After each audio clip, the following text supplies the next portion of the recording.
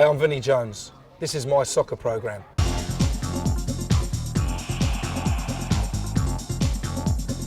So, Paul, the bit where it all happens. Yeah, doesn't it look magnificent, Jimmy?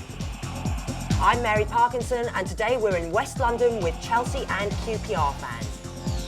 Obviously, we're all pissed heads and we can't keep going for 90 minutes at least. What's going wrong? Yeah! Have you got any players at the moment that are coming through that you think, God, yeah, there's some real potential there? Absolutely. The pub is the best place to talk football. Agents are not usually seen in a pub, they're normally seen in an office. Alan Mullery is here to help me, and so is my friend, Mary Parkinson. The other side of me, Ronny Greeson, he's from Sweden, but he works as an agent in Norway. And Steve Davis, commercially, looks after myself. And that's why he's got wide pockets. He's got short arms and long pockets. Just getting straight onto the business of agents, Ronny deals in a lot of Scandinavian players coming over to Britain. Why do they want to come over here, Ron? First of all, they have been very influenced from the British football since many years. And when you started this TV, every Saturday since 1969, you can watch the live TV football from England. And that's very valuable. And I think this is a good foundation for the Scandinavian players to come over to Norway, from Norway, Sweden, Finland, Denmark to England. And then when the Scandinavian players go to the training, they don't go that like a job. They go they like to play football, and they are very reliable. When you have the South Europe player, the South American player, you don't know if they come to the pre-season starting. But the Scandinavian player always there, because some of these, if you compare the Scandinavian player with the South Europe player, I would say they are overpaid and over there and maybe over some, yes. Scandinavians have been very successful in England, haven't they? Absolutely. The reason why is we have been growing up with the British football. Yeah. We have now a guest here, Alan Mullery, a big player from the 60s. We know the stories, and I think it's the Scandinavian player, they learn the lesson, they know the background, and they accept that England, they don't be influenced from the 1966, but they've been influenced from all the year when they see this football match in 69, but before that, from the British team who coming over to play for the pre-season in Scandinavia. Which is very big now, isn't it? I mean, you've just been over there, haven't you, Vinny? Yeah, we go over, I don't know whether you went, Mullers, but we, like now, our pre-season now, because they have a break halfway through their season. Ronny deals with us and also a couple of other clubs, but when we used to go, like we'd go over there and it'd be a bus ride for 7 hours. You know, you'd be in a hostel somewhere, wouldn't it? Like, you know, so like now, obviously, because it's Premier League, like now we fly to each game and you're in 5-star hotels, one thing or another. And, you know, you can tell by the crowds that from Mullers' day, they were very influenced. You know, the fans, even the players. But now you sense the players are saying, well, English players, they have a game, they like to have a beer and all the rest of it. I mean, most of the Scandinavians I've played against, you know, they're too professional, if you like. I mean, there's no such word, obviously, but, you know, they nail it right down. And I think that's the difference, Al, from, as Ronny was saying, someone from Spain or Italy to a Scandinavian. Maybe players now, managers now, can rely more on a Scandinavian. I think it's reliability. If you look at two examples, one with Wimbledon, for argument's sake, with Leonardson, bringing him over. Every game, literally, he would play the same type of game. Never dropped below it. Probably went above it, and this and that. So reliable is. If you look at Middlesbrough, for argument's sake, you look at an Emerson, a Ravanelli, 2 or 3 Italians that had in the side, you know, and you said to them, well, are they going to play well? I mean, then they go missing. I mean, you know, Emerson went home to Brazil and said his wife was ill, didn't want to come back. You know, he's only picking up 25 grand a week. It's not a great deal, is it? When you think about it, yeah. You know, and Ravanelli, like in his 40-odd grand a week, would say, well, you know, my wife's got a cold. So the reliability, if you're going to pay sort of millions of pounds or whatever you must have reliability. You must have those people playing week in and week out. No disrespect to the lads that I've just mentioned, but the reliability factor, if you're a manager and you're paying that sort of money, if it doesn't work, then the first thing that happens is the directors come back to you, i.e. as the manager, and say, hold on, you made a cock up here. Yep. You haven't bought somebody that's going to be a reliable influence on the side.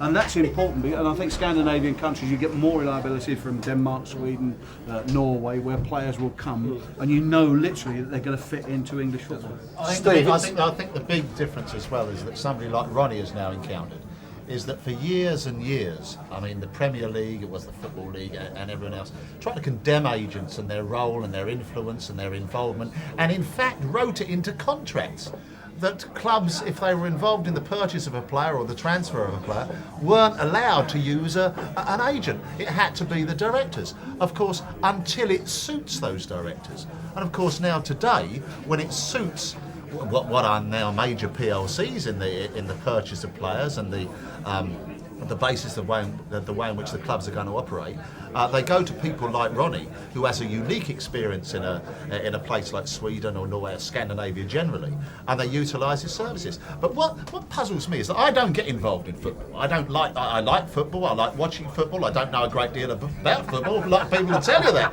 I operate in the commercial world. You should ask Mary. Let me tell you, and most people that I find involved on the business side and the commercial side of football, I wouldn't want to sell them boiled eggs.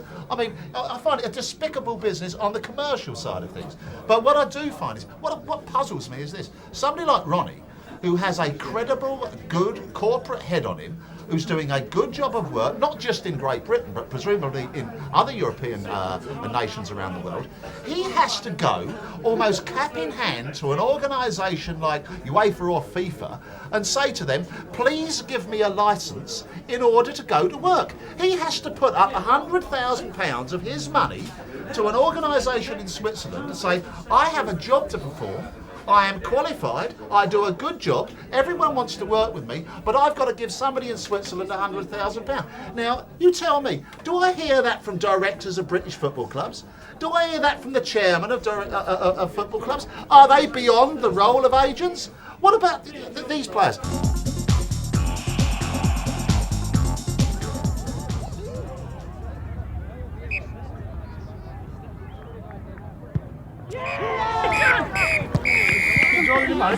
Keep drawing there, man. Play it round him and then fucking carry on. Lad does. Get in. Go away. Why have been sent off? Go away. Why have we been sent off? I don't need to give you an Do explanation. you not? Right, we'll see then. When it comes Let's out. get on here now. Sort yourselves out, eh? I'd love to see that film when it comes out because I'll record it and show it. You know what he sent me off for? Probably because I caused it.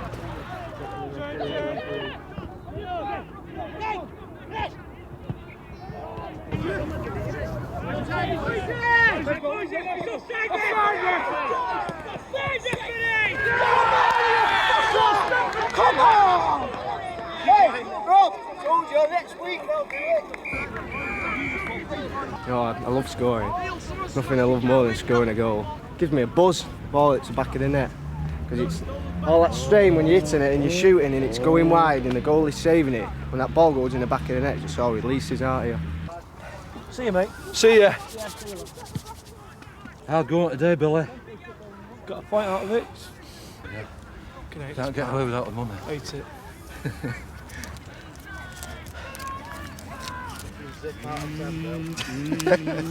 Cheers, John. Come on, Go man. away. No, let's talk. I'm not. I'm coming in the Just pub. turn that on a minute. I'm coming Don't in the come pub. in the pub, John. Right, Because I don't come want in to the pub. fucking talk to you in the pub. All right, go away. Technically, you're still on the field of play. Yeah, league. Fucking what's this? There's another 200 quid it costs to play bastard football on a Sunday. Fucking thanks a lot. Your fucking back that had a quid in it. Fucking great. What were you after the bag? The bag, someone left it in, should I? I mean, the bag is a big issue, isn't it?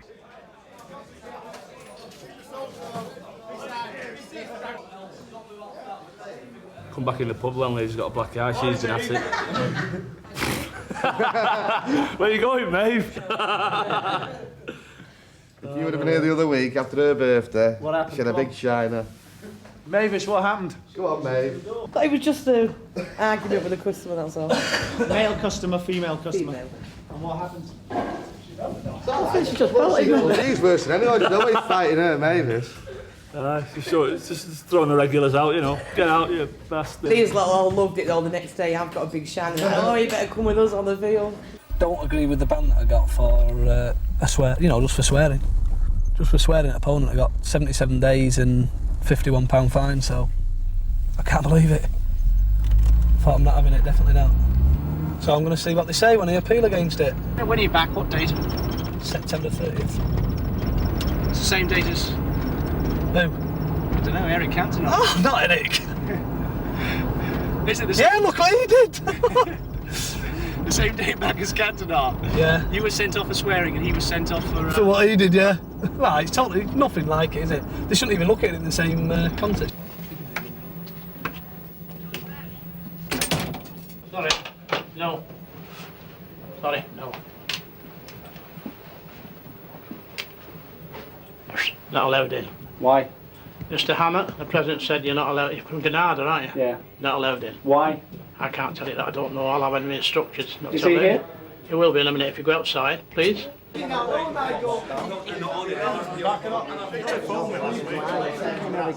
asleep on the side. Out there.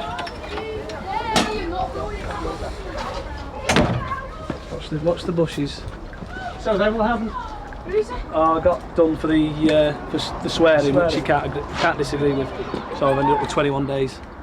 And how much money? We don't know until they reassess it on paper. So You delighted with that? a bit happier. Well, we are really, because they've got a sheet up there that's not got half this information what I've got on it. And when I produced my sheet, You know what? to the different one that they've got, and they had nothing, no case. So I'm happy with that. Might have a pint now.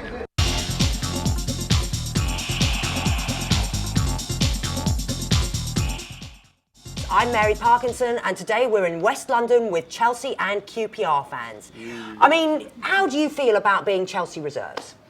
Only two. Only two. That's a bit strong, isn't it? Good players, though. Arsenal reserves, I would have handled that. Yeah, well, Chelsea reserves.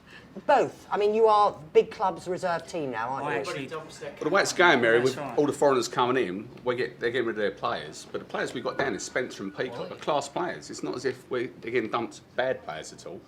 Spencer was their top goal scorer 2 years running. And who have you got from Arsenal? You've got Matthew Rose and Harper in goal. Yeah. And Morrow as well. And Steve Morrow and Bruce Rioch and Stuart Houston. Well, yeah. So, I mean, you know, it's a colossal intake from North. I mean, on paper, you should be going back up again.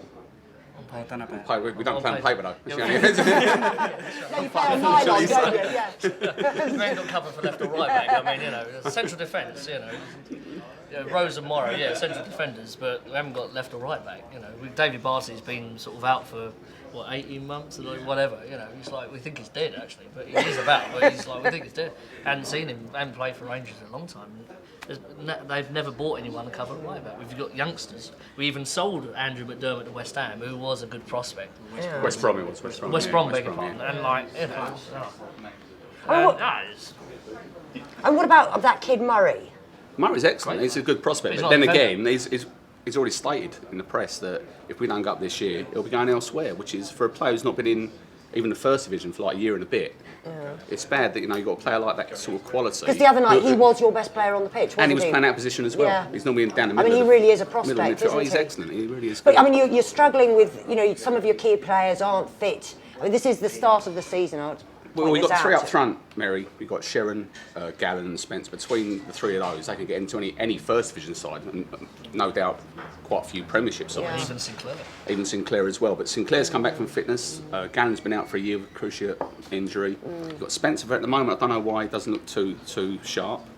And you've got Sharon. We bought Sharon, our record signing, and again we bought another player who's injured at least out for a month. And at Chelsea, I mean, you've gone from the sublime to the ridiculous. I mean, with your front man being John Spencer, you've now got tall Andre Flo, who's... I mean, you've really got the long and the short of it now. I mean, don't you miss going down to West London? I certainly do. I used to like going to Loftus Road. Oh, it's a lovely ground. Yeah, You can squeeze in the turnstiles, chop your legs off. Yeah, hug your mugger in. No, never. Getting back on the reserve thing, we've got a lovely Dutch goalkeeper we'd like to offload already, if you want him. And a Dutch one and a Russian one. A Russian one. And he's out with injury, and we've got Scandinavian. Freddie Grodas. I don't know if he's still around. Who's he from? Grodas is Norwegian. Norwegian, yes, so he could go as well. Aren't you going to play all 4 the next game? We just want somebody who can catch. You know, Yes. Forget the punching, just catch. Yeah. I think it's they're saying about their grounds. You know, we've got a tight ground, fair enough. It's quite compact. Same as West Ham's. But their ground's built on the factor of they've got the highest prices in the league. You go down there, the programme's the dearest. I went down my boy. My boy unfortunately supports Chelsea as a season ticket holder down there in the family stand. But we went down to the superstore the other week. Inquired about the price of a bike. Got the catalogue out. 30-page catalogue, as thin as anything at all. Wanted £1 for it. They want £1 for you to actually buy something off them, which it's just money grabbing all the time. No wonder they can afford a good stadium. They're actually you have to be rich to every be a Chelsea opportunity. fan these days, don't you? Nowadays you do, and it's a shame because I think it's going to kill the game eventually, or the game will implode just through this wanting of money. Already at the grounds you see one of the biggest factors in football, and that's the crowd atmosphere, and that's already diminishing. You hear every fan say, whatever club, oh, it's not like it was in the old days. It's because the men in the suits don't know the songs. The men in the suits don't know how to sing the Chelsea songs, do they? And let's face it, the foreigners don't know the songs. No, and let's face it, at Chelsea, I mean, you have acquired a remarkable number of fans over the last couple of years, haven't you? You've got. I'm a United fan, and we're always accused of having, sort of fans who, fair weather fans. And in fact, United has been full for years and years. The same cannot be said of Chelsea. No, I mean, it really can't. Wasn't that long ago? It's become an unbelievably.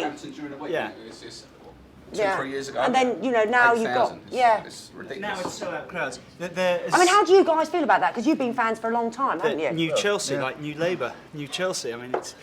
Tony Blair will be down there soon. As it happens, my dad was a Rangers fan as well, and I was brought up in the London borough of Hammersmith and Fulham, and when I was a kid, my dad used to take me to Rangers, but we moved to Fulham, and it was the time when Chelsea first won the cup, and as a kid you're attracted to success. Yeah, and I think that's what they were a very sexy team then. They were a really sexy team. That 71 team was absolutely gobsmacking. Because they were very sexy too. You know what I mean? Obviously. But you do. They were successful. I mean, when I was a kid, they looked cool, didn't they? Alan Hudson and all that. It was sort of all that Charlie Cook, Ian Hutchinson, Chopper Harris, that sweet man. Sorry, but they called the team then than they are now. With all the foreigners they've got there, you still hark back to the 70s Chelsea side as being the cool team. Yeah, but I've been going there for a while, and it got really boring just talking about the days when we won the cup, and I go there with my mate, and we have the trials and tribulations, and I was just started saying, we've got to let go of that. That's the past. You can't live on that. Got to move on. It's like Hullett is like, they've won the cup, but he's let go of that now. He's sort of not dismissive, but we've won it. Let's forget about it. Let's go forward. And I think you can't live in the past like that, really. You can't just survive on the fact you won the cup last year. This season you win absolutely nothing at all this year, which hopefully you won't. Will. But this will be your season. If you actually win the best chance cup in this cup, but if you don't win a thing this year, then it's straight down again, isn't it, really?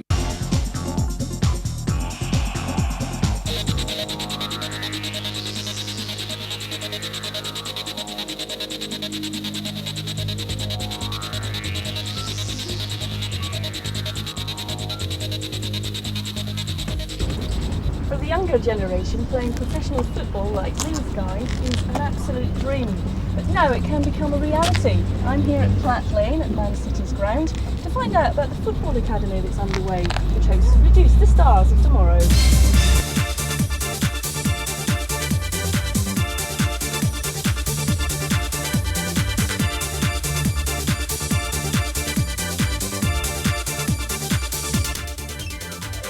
Well, with me is Paul Power and Gordon Hills.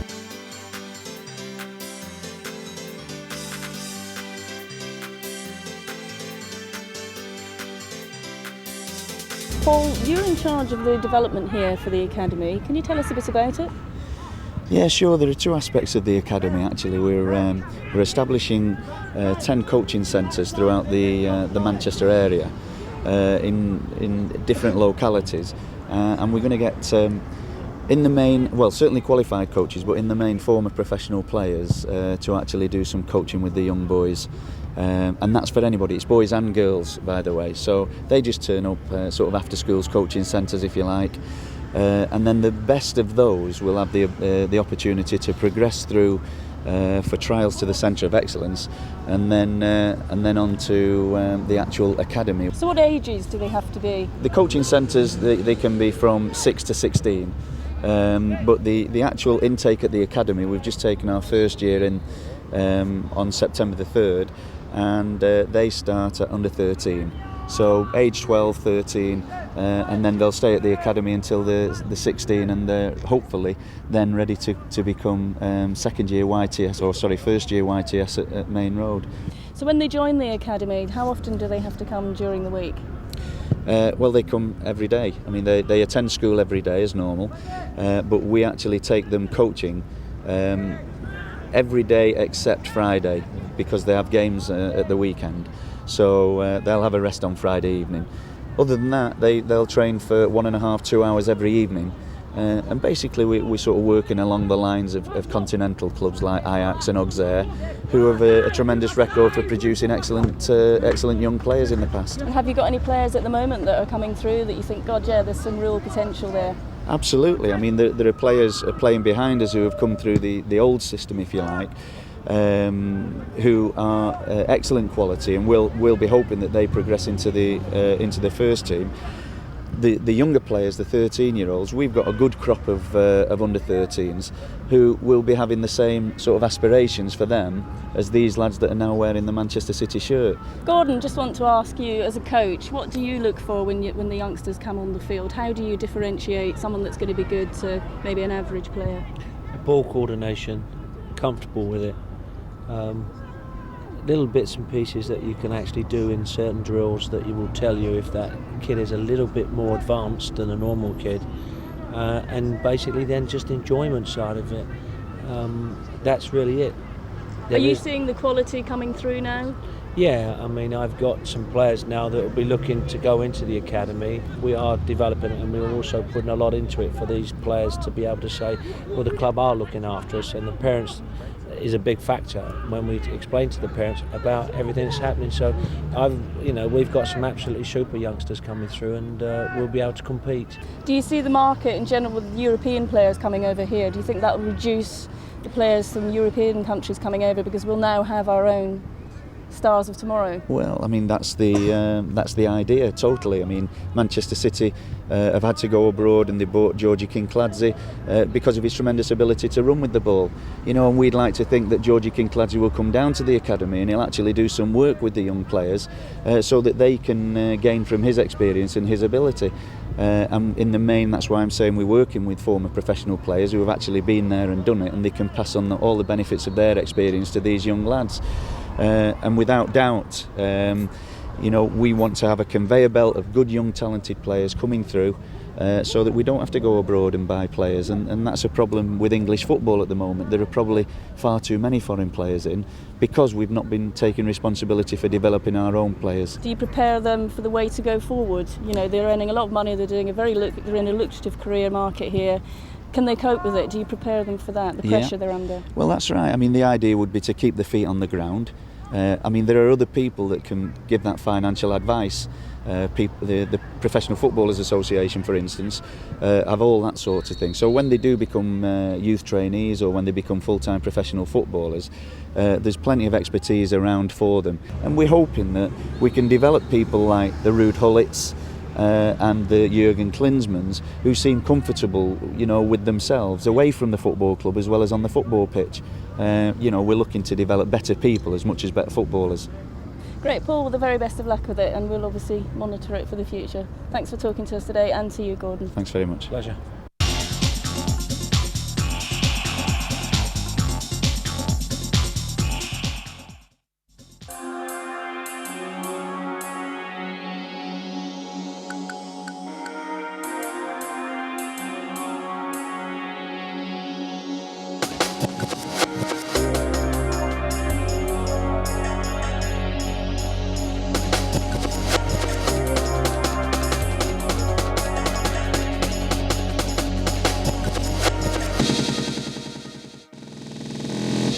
This is Bolton Wanderers' new ground, 30 million quid's worth, and that means there's someone with a big office to make sure it doesn't turn into a £30 million white elephant. Meet the elephant man, Paul Fletcher.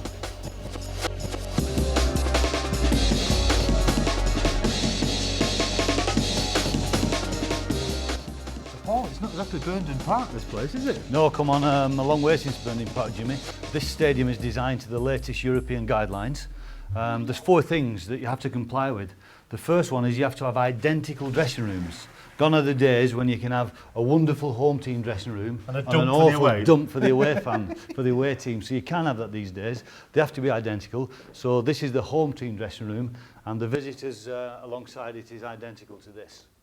It's quite swish, roomy, as they say. Yeah, roomy, yeah. It has a bit of life to it, obviously, once the shirts and all the boots are out. Is that all put out for them, though? They're not doing it themselves? No, Don't wash their own kit. Everything's put out, and the combs and the hairspray, and everything's put out these days. Gone are the days of the old slipper baths in our day, Jimmy. Do you remember everyone used to have a bath together? And just one bath, they don't have that anymore? No, not anymore. It's the showers and it's the slipper bath. This will be something new, Jimmy, to you.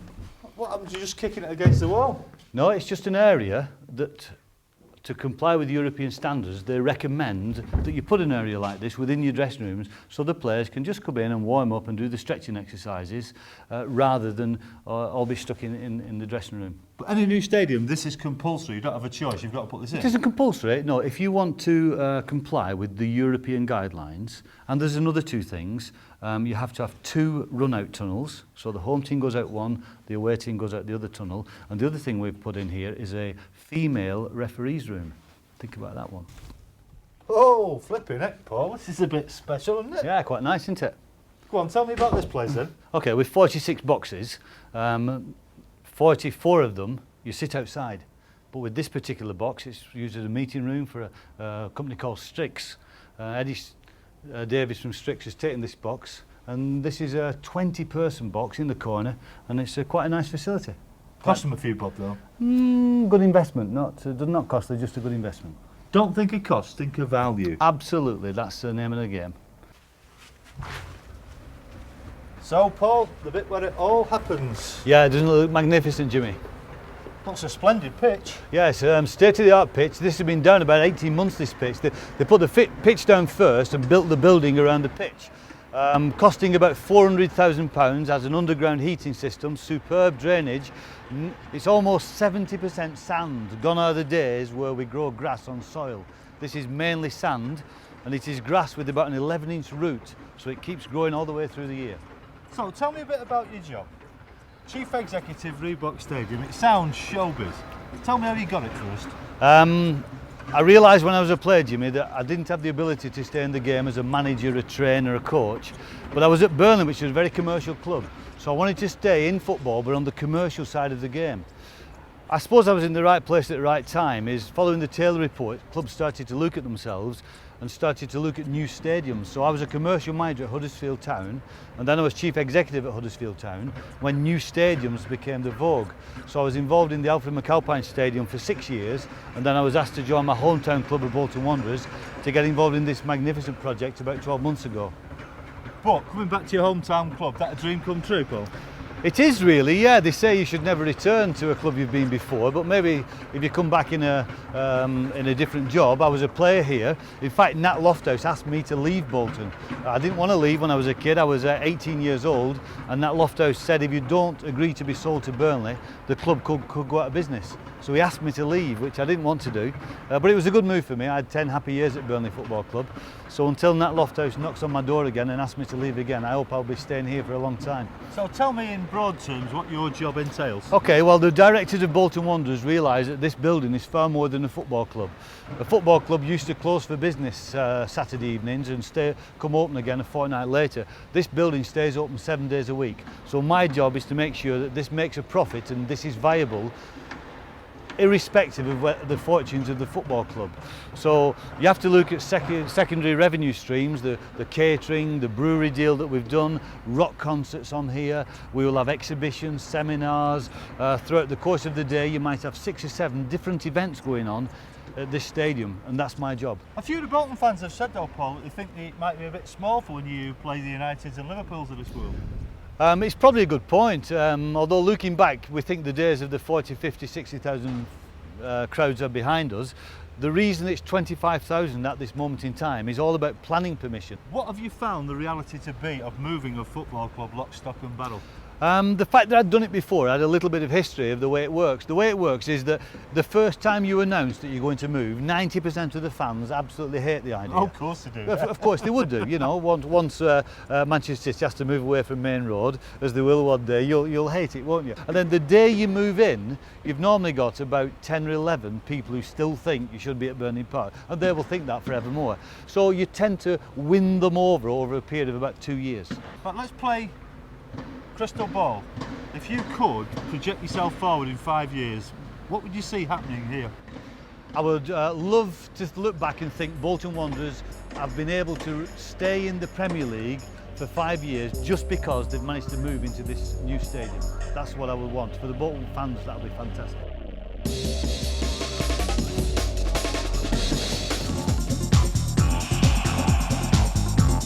Now the reason why clubs with money, you know, Chelsea have got a lot of money to spend. The reason why we're buying abroad is because that's where the cheaper produce is. Yeah. You know, why spend? Well, we spent 5 million on the So. We could have picked up 2 half-decent continental players for that. I wish we'd bought a decent keeper. Yeah, I mean, it would have been better off buying flowers. I mean, we've got 5 at the moment. 5 keepers as well. Well, you could have a team of goalkeepers. If Chelsea and QPR united, you could just send out 10 goalkeepers. They still won't save it though. Touching each other. No, they'll be missing that because they missed the ball each time It's anyway. quite fickle, yeah. You play, like, whenever this programme goes out, you play one league game. It's quite fickle, isn't it? But Premiership games are different games. You know, you can't play. Yeah, you know, I mean, you're being quite fickle, and to be honest, you're quite well known for that. You know. Well, we're fickle, yeah, we are fickle, because most of the fans at Chelsea are like most of the Man United fans. They're fair weather fans now. But that's what happens with success. Yes, luckily we've had success for 40 years, so yeah. The fans have stuck around. You know, I mean, if you want to, there is nothing that irritates me more than Ken Bates comparing Chelsea to Manchester United. I have to say, my idea of hell would be dinner with Ken Bates, that Eric, what's his name? Eric Hall and Dennis Wise. I think that would be my dinner from hell. I think they are the 3 most unpleasant. They just. That would be a problem, Mary. I just cannot think of anything I would like to do less. I mean, Ken Bates can't say a sentence without swearing. Dennis Wise. I mean, I cannot understand Dennis Wise is why. probably the brightest of the 3 of them. Well, that's not saying very much, is it? I mean, it really is a tragedy. Why is he still the captain of Chelsea? With all this flair and charisma, I mean, he has the charisma of a haddock. I think he's a character and motivational. Yeah, but what kind of character? He is a grafter. Dennis Wise is definitely a grafter. He does work hard. I mean, you know, sometimes he's running all over the place, but a lot of the times he's in there and he's got a big heart. He might. I mean, that is like the a nicest wanker at thing you times. can say about Dennis Wise, isn't it? Yeah, I mean, and he's Chelsea, and he's. Well, he said hello to me down the Uxbridge Road. That was my day. Well, he must be good bloke then. I mean, and all his family are Rangers. They're all QPR. Oh, Dennis Wise. All of them. Is he really? Yeah. Does he ever come down Loftus Road? I wouldn't know, but his father used to You have a wouldn't see pub him if down he Abbott did, would Grove. you? No. He used to have a pub down Abbott Grove. I mean, he Kept scored out at in the City, Rangers. scored. All right. Before we get into that. Yeah. I didn't know that. No, it's Well, he's banned from our friend, the newsagent's shop as well. Pancash said he'd throw him out too. Well, I saw him urinating up his wall once. Oh, he's so horrible, isn't he? He really is a horrible little man. Absolutely awful. Well, he might just when the wit comes in, no, I just don't get it. He's guaranteed a place at Rangers with his height, isn't he? Yes, it is. Yeah, you'll have it next. Yeah. As long as we go up, I couldn't give a monkey's what the side looks like. Because, I mean, do you find there is a real difference in the standard play in the First Division and the Premiership? Totally different. Premiership is totally different. Without a doubt, yeah. There's a big gulf. There's a big gulf. Because he's not a Premiership player. It's just not big. I don't know about How can you say? Harking back to what I said earlier, he was your top goal scorer for 2 years. I mean, that wasn't saying a lot. We had a very mediocre team in the No, I mean, this we man, didn't do anything special. I mean, he's only 5'3", 5'4", and he's winning headers all the bloody time. I mean, he's a quality striker. Yeah, he's, you know, Premiership, he was just another mediocre player. And he was your top goal scorer. Yeah, but we were a very mediocre team. Yes. There's no doubt about it. We had that 11th spot for several years running. It was your spot, wasn't it? It was, yeah. All season long. It's cold now. I think Tottenham filled it last year, didn't they? Tottenham and Leeds, yeah. Tottenham and Leeds, yes. They were the only two clubs for whom the last day of the season meant nothing. Yeah. Weren't they? Yeah, I remember that. But yeah, I mean, do you see yourselves going through to the end of the season this year? You know, that the last day meaning something to you? Yeah, I do. I watched them against Coventry, and the result was a joke. You know, it was some of the best football I've ever seen. Yeah, we Chelsea played play. like Brazil, didn't we? It was fantastic. It's how you play. If it's 3-2, you've that lost. That so can't this happen. is Chelsea. Can't happen again and again and again. Why not? Play that well. Why not? No, go on. School will class will show. On the first day of the season, I can't see that. I think, to be honest, the law of averages means if you play well every game, you're going to win most of them. You can play well and lose, but you can't. Well, I think until you get your defence and your goalkeeper sorted out. Yeah. You're not going to have the consistency to really challenge. We did everything right at Coventry. We scored enough goals that would normally win a game. Yeah. We Away from controlled home. most of the game. Yeah. Yeah, we ruined it for ourselves. We need Nicky Dewberry back as well. Yeah, You've got no points. So regardless of whatever, And you've got no points. And the sign of a good team is when you're not playing well is when you grind out the results too. Yeah. You hold on. Yeah, I mean that week. Last night. I think it might have done us good to lose because we might have been a bit complacent, and when we're up against the top teams, we go all out for it. And maybe with Coventry, there might have been. I mean, that has been Chelsea's history, Yeah, we've got to perennial rise up on history that. for years and years and years. You'll go out and beat Liverpool, Man United, or QPR. Yeah, well, Yeah. Liverpool, we can come back and beat them 4-2. You know. Yeah, which was an incredible. I'll tell you something. I would have staked my mortgage on Liverpool beating I you was in going that. home at half time. Yeah. I had enough. You know, Yeah, as a I Chelsea bet. I've never fan. seen such a change, instigated by an ex-United player, of course, Husey. I mean, what? Yeah, but he's a Chelsea fan. Yeah, he was a Chelsea fan, but he did play for United for 11 years. We all have our faults, don't we? Mark Hughes is one of those players that everyone hates to have playing against. We the hate opposition. playing against him now. You love to be in your side, Yeah. but he's one of those players like Alan Shearer. Everyone loves to have him in their side, but whinging bastards. Really, whinge, elbow, diving everywhere. They're just one of those players. He uses his. He doesn't If dive. you're he playing uses for his your, thumb. if he's playing for your team, it's like. Did you not think he got a raw deal? Do you not think he gets a raw deal, or do you think he deserves all the attention he gets from the referees and from the other from defenders? Because he does get a damn I think he does get Oh, kicked, yeah, but I mean, but yeah, it's but he his gi- he style of gives it, playing doesn't he? because he puts himself about. puts himself right into the defender. And uses his body and his backside. He's right up against the defender. He's not a player who makes a lot of runs away from the defence. He is a player who stands right up to the defender with his bum, and he wiggles his large bum at the defender to get them out of the way. And it's 50-50. So that's why he does it. Yeah. A lot of the defenders don't know how to handle him, Mary, and they hold it, and that And really then they end up spoils- holding him. He ends up holding them. But I mean, he is a class act, and it is. And I'm really delighted. I think it's one of the nicest things. One of the reasons that I love being a United fan is that when players like Hughes and Ince come back to Old Trafford, we cheer them. We give them a big clap. And having been at Tottenham, where he got all that Judas nonsense, I think it is a joke. I think it is a scandal, and I hate fans who do that. And on that note, I'm going to wrap it up.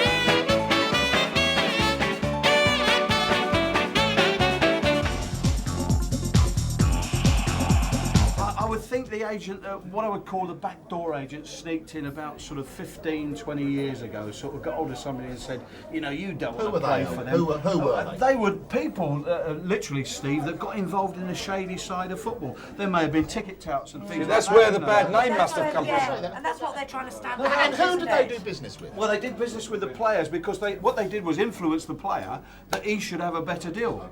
Oh, so there was the player done the business with the club? Oh no, Or did yeah, that agent, the shady agent, do the business the with shady agent would talk to the player. The player would go in and put the agent's point of view, and then he'd come back. Now, whether the agent received any money for that, and I'm talking about agents in inverted commas, I don't think that happened. I think it was just an advisor. Now we're looking at people like yourselves, who are agents, and you are advisors. As Vinnie said at the beginning of the programme, you're his advisor. Not you're in his football, No, but you're his personal advisor. You would say to Vinnie, hold on, Vinnie, I don't think you're earning that much at what you call it. When I was reading the papers a couple of months ago, when he was going to fight the Football Association about freedom of contract, and I was saying, and I said in the papers, I think you'll win it. You know, if it had carried on. But you see, what you were doing, I'm sure you were advising him on what you should be doing as a group. But what he's suggesting is that the role that I performed in that... I've been involved in employment law for 30 years. I mean, I've followed the Bosman case since it started in 1990.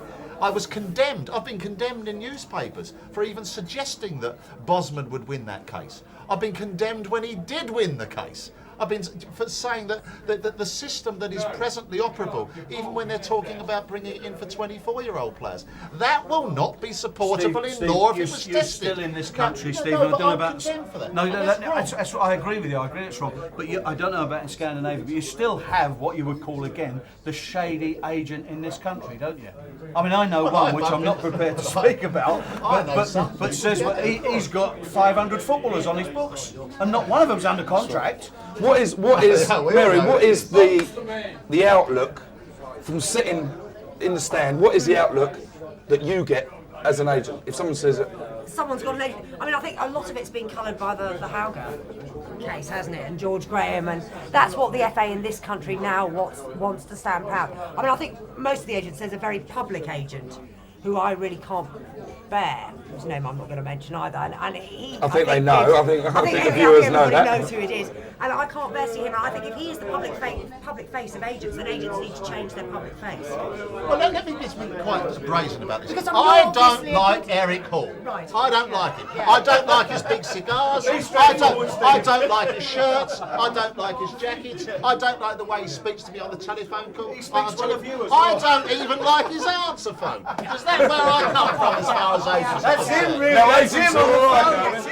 Agents are all right, now, I hope Eric understands the point that I'm coming from. Do you know something? When the biggest person ever at our club, you know, as far as promoting himself, a lovely guy, was in football, was and always has been, and always will be, is Fash. Yeah. Fash had an agent, so I wanted an agent, and I think this crept in. Did you think at the time, because Fash had an agent, that you would be beneficial to have one exactly the same and bring you, i.e. in inverted commas, the riches that he had? Was that your thought? Probably, but the other thing was, and I've even got young lads now who say to me, oh, my agent this, my agent that. Yeah. Now, some players do need agents. Yes. But I can't condemn lads for having agents because I was one of them lads. Yes. When I saw Fash walking around and there'd be a phone call, we'd have dinner on a Friday night, Mr. Fashion, your agent's on the phone. I wish I had an agent phoning me on a Friday night in front of all the lads. Listen, the missus wouldn't have had to cook either. No, I think that crept in. You know, I never phoned him on a Friday night. And he never takes you out to dinner. I can honestly say to you, I had an agent, right, my first agent who I fell out with and cost me a lot of money. I used to get him to phone 3 and 4 times when we were sitting down on a Friday night to have a meal, so I'd have to keep leaving the table. And you'd come back and say, that's my agent. Yeah, but what I'm saying is, that was 10 years ago now. Right, that was 10 years ago. But like now, there's kids getting 4 and 5 phone calls You know, that young lads at our place are not even in the first team, and their agents are on the phone. Do you think it's detracting from football? I mean, from the football that they're playing. Do you think that the kids are getting sidelined? I mean, there's, you know, the Liverpool boys got criticised for being models, and the Spice boys and all that. Well, when it suits the journalists, they will pick up a sideline. They will. What I want to see with agents, with these young lads especially, I think big boys can look after themselves. But I think there's young lads at our place, who are young lads, they're not even in the first team. Or they've played 6 games in 5 years. Now they've got agents. Now I think agents should say, hold on a minute. If you want to be an agent, you look after their pensions, you look after, you know, they get solicitors and everything. You know, now if, say for instance, a lad gets phoned up, he's on a show. Now if he gets 200 or 300 quid or whatever he gets, when he gets the cheque, he puts it in his bank account. Now this happened to me. The next minute the tax man goes to me, where's all this money? Now them people should be saying, you can't spend all that. You're absolutely right. On the question of football, where should be looked young after lads, more. maybe even from the age of 14, 15, 16, up until the age in their And formative Steve, years. if the club took the agent and said, okay, you are a young lad, you played 6 games, get the club, let's be mates. They should have somebody in the club that sits there and looks after those young people. We've been saying this for 3 financially years. advising them and doing everything. We've and been the clubs saying- won't employ them. We've been saying this for 3 years.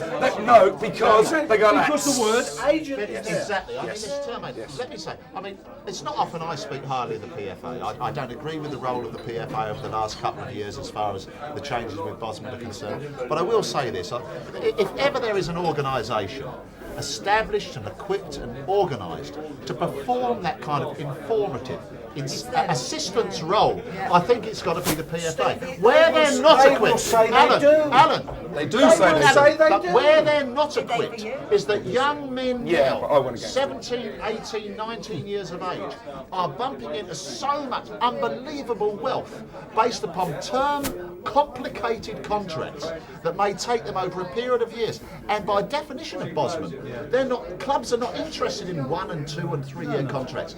They're looking at 5-year contracts that might be worth multi-million pounds. Now in that situation, that's not the PFA's role. No. And you shouldn't use a great big A to pick on agents. There are specialist advisors who can advise those young lads what they should be doing. We'll let Steve Davis and we'll let Alan Mullery talk about it all night. Mary, who's going to win the league? United. Mullers? Liverpool. Ronnie? Very difficult question, but I think Arsenal can be a winner next year. Okay. Steve, I fancy we hope you're going to Arsenal. be Mr. Bosman's agent from us. Good night. God bless.